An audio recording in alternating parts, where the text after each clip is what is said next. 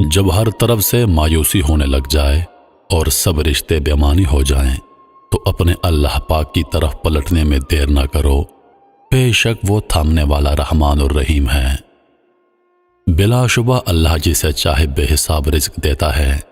یا اللہ کریم ہم سب کی مشکلات کو آسانیوں اور بیماریوں کو تندرستی میں بدل دے، آمین یا رب العالمین۔ بغداد کا سوداگر۔ کہتے ہیں جب قسمت کے دروازے کھل جاتے ہیں اور انسان بلندیوں تک جا پہنچتا ہے۔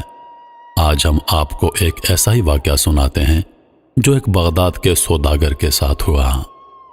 پرانے وقتوں کی بات ہے، بغداد میں ایک سوداگر رہا کرتا تھا جو بہت دولت مند تھا، لیکن اپنی دولت لٹا کر وہ اتنا غریب ہو گیا تھا کہ محنت مزدوری کر کے اپنا پیٹ پالنے پر مجبور ہو گیا۔ اپنے پچھلے وقت کی عیش و عشرت والی زندگی کو یاد کر کے وہ اکثر غمزدہ ہو جایا کرتا۔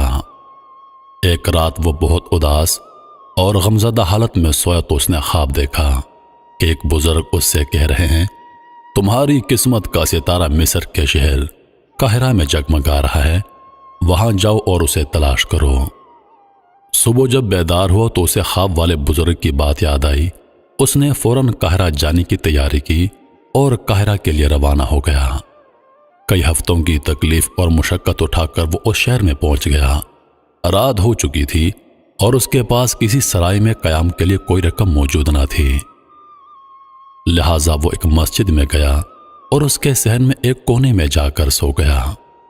اتفاق سے چوروں کا ایک گروہ مسجد کے صحن میں آیا اور چوری کے ارادے سے مسجد کے برابر والے مکان میں داخل ہوا ہی تھا کہ کسی آہٹ کی وجہ سے مکان میں رہنے والے افراد جاگ گئے اور مدد کے لیے پکارنے لگے۔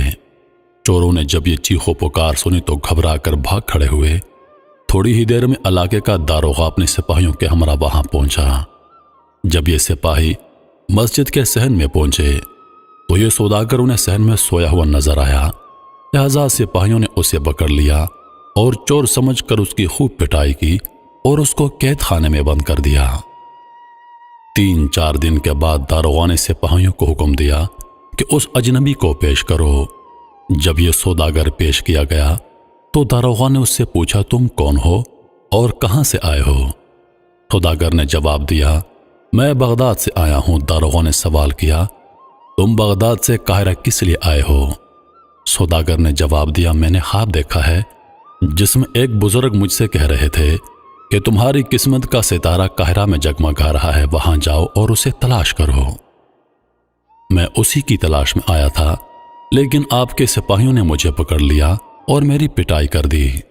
داروغہ نے جب یہ داستان سنی تو بہت ہنسا اور کہنے لگا، اے بے وقوف انسان، میں نے بھی کئی مرتبہ خواب میں کسی کو یہ کہتے سنا ہے کہ بغداد جاؤ اور پتھریلی گلی کے فلاں مکان میں ایک صحن ہے جس کے آخر میں ایک باغ ہے، جہاں پر ایک فوارہ ہے جس کے حوض کے نیچے بہت سا خزانہ دفن ہے، لہٰذا وہاں جاؤ اور اسے کھود کر نکال لو۔ کیا میں بغداد گیا؟ ایک تم بے وقوف ہو جو اتنی دور سے یہاں قاہرہ چلے آئے اور صرف ایک خواب دیکھ کر۔ داروغہ نے سوداگر کو کچھ رقم دی اور کہا، یہ رقم لو اور اپنے گھر واپس پلٹ جاؤ۔ قاہرہ کے داروغہ نے سوداگر کو جس مکان کے بارے میں بتایا وہ دراصل اسی سوداگر کا اپنا مکان تھا۔ داروغہ کی ساری باتیں سن کر سوداگر سارے معاملے کی تہہ تک پہنچ چکا تھا۔ وہ فوراً واپس بغداد اپنے گھر پہنچا۔ اس نے باغ میں فوارے کے نیچے کھودنا شروع کر دیا۔ ابھی تھوڑی ہی زمین کھودی تھی کہ اسے وہاں بہت بڑا خزانہ مل گیا۔ اس طرح اس کا خواب حیرت انگیز طور پر سچ ثابت ہو گیا اور وہ دوبارہ پھر سے مالا مال ہو گیا۔ کہتے ہیں جو کچھ ہمارے نصیب میں لکھا ہے وہ ہمارا انتظار کرتا ہے اور ہمیں ضرور مل کر رہتا ہے۔ دیر سویر ضرور ہوتی ہے، لیکن جو ہمارے نصیب میں ہے وہ مل کر رہتا ہے۔